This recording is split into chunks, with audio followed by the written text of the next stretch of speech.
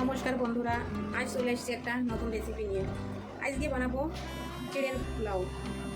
চিড়ের পোলাও বানানোর জন্য এখানে নিয়ে নিয়েছি পেঁয়াজ কুচি, রসুন কুচি, কাঁচা লঙ্কা কুচি, একটা টমেটো কুচিয়ে নিয়েছি।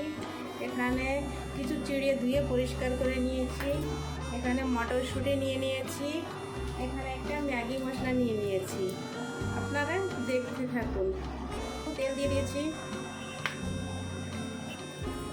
তেলটা গরম হয়ে গেছে, এখন পেঁয়াজটা ঢেলে দেবো।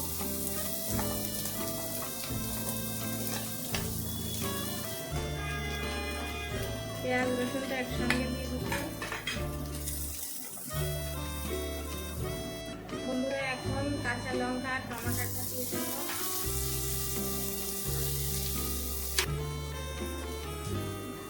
পরিমাণ মতন লবণ, একটু হলদি,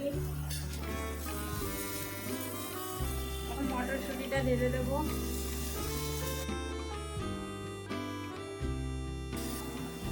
বন্ধুরা, এখন চিড়েটা ঢেলে দেবো।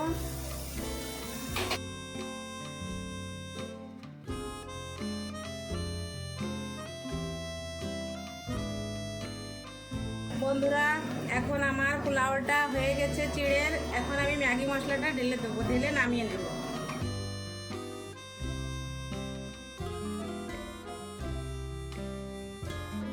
বন্ধুরা, এটা খেতে এত টেস্ট, আপনারা এটা না বাচ্চাদের টিফিনেও দিতে পারেন। এটা বানিয়ে একবার খেয়ে দেখবেন।